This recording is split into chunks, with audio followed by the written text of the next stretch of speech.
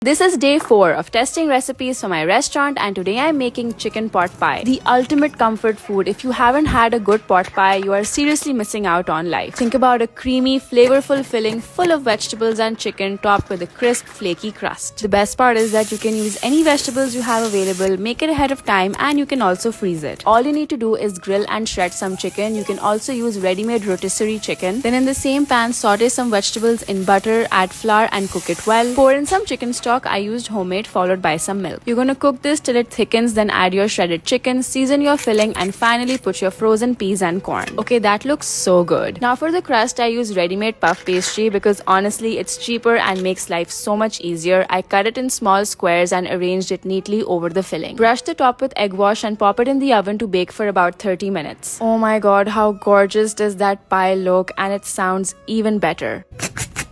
Your puff pastry should crisp up really well with the filling oozing at the bottom. Honestly, after that first bite, I ran out of words.